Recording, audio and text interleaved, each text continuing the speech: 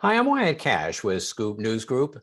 A lot has changed for state CIOs after nearly 2 years of the COVID-19 pandemic, and that's reflected to a certain degree in the National Association of State Chief Information Officers' recently released list of top 10 IT priorities for 2022. Joining us to talk about the latest priorities list is Peter Romness, Cybersecurity Programs Lead for U.S. Public Sector at Cisco Systems. Peter, thank you so much, as always, for being with us. Thank you. I really appreciate you doing this, Wyatt. So let me start by asking, what are some of your takeaways from how the priorities have shifted from last year for state CIOs? Well, when I look at the list, their top 10 list, what it looks like to me is a roadmap to digital transformation. It really is all of the modernization of your IT capabilities. And the idea is to bring better capabilities to your users. And by users, I mean both the employees and the citizens. Now, for the second year in a row, it's been cybersecurity. And I kind of see cybersecurity as a baseline for all of this, because you really can't do much if you don't have it. And then, I have a list here, and the rest of them are like wireless and broadband, cloud, legacy modernization, enterprise architecture. There's a whole list of things, and that sounds, those are all of the things that you try and do when you go into this digital transformation, or as the states call it, digital government, state and local. Well, and as you indicated, cybersecurity again tops the list, actually for the 9th year in a row. And digital services this year appears to have ranked number 2 for the 2nd year. What should leaders be focused on in the coming year to really kind of zero in on those 2 priorities? Well, gosh, there was a recent survey put out by Market Connections that was sponsored by SolarWinds. And in it, they surveyed users from all different parts of government. But in state and local, 81% said they thought that zero trust was important or somewhat important. Okay, so one of the things I look at is zero trust. Now, I know zero trust is a huge buzzword these days. And everybody all of my peers use it to try and sell you more stuff. But it really is a good way at looking at your enterprise and figuring out, it's a good way to think about security in a different way. And it doesn't mean buying all new. It means that you can look at what you have in a different way and maybe add a few things. And so, I would say, start with zero trust. In the survey, they also talked about state and local governments paying attention to what the feds are doing.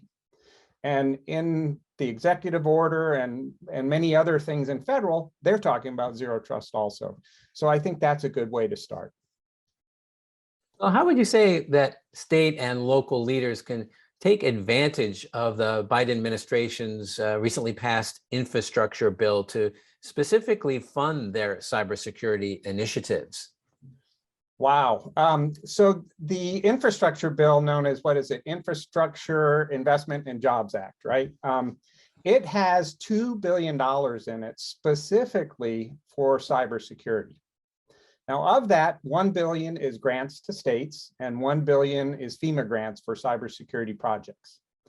In the first half of that, state governments can keep about 20%, and then the rest needs to go to state and local governments. And there is an emphasis on rural governments. So, what all that means is there's going to be a good bit of money out there that's going to be available to people who are listening to this interview.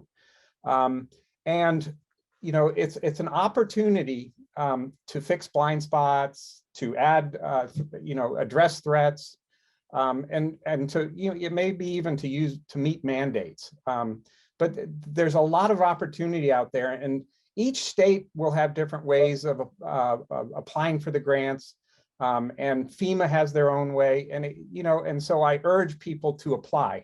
Now, I know some vendors, and I know especially Cisco, we have specialists on our team that can help our customers apply for these grants, so you don't have to go it alone. Well, certainly a welcome opportunity, I'm sure, for state CIOs.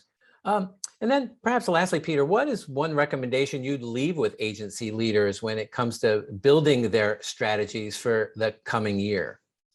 Well, gosh, I think what I'd say is to have a plan and move forward, but keep your team and your users in mind, right? So this means surveying your current state. You know, what do you have? What devices are in your environment? What people are in your environment? Identifying your end state, where you want to be when this is all done. And then you build a bridge to gap that difference. Now, one thing that, that's pretty common advice for any project, but one thing that I find in a cybersecurity project is that you can gain momentum if you have a few quick wins. Okay, so once you have your plan, you start looking at what are your next steps.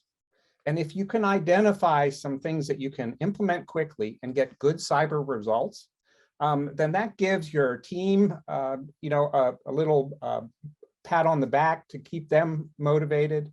It gives your constituents and oftentimes the people who are footing the bill some proof points that gives them a reason to stay on board with your project. Now, this whole idea of modernizing and including both your infrastructure and your cybersecurity, it's a big project, but I say the results are worth it.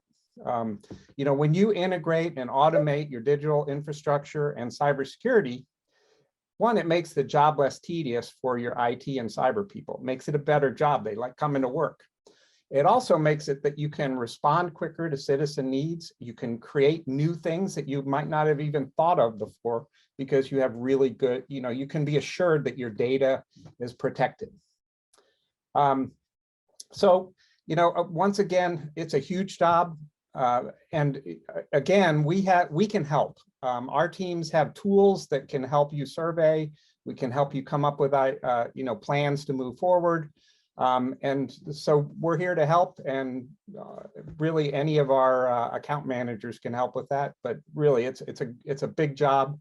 It's a job worth doing, and we really hope that you'll get started and that we can help. Well, it certainly sounds like a resource that state CIOs should certainly be open to taking advantage of. Yes. Peter Romness, as always, thank you so much for joining us, sharing some of your insights with us, and giving kind of a look ahead to what state CIOs might be planning for in the coming year. Thank you, Wyatt.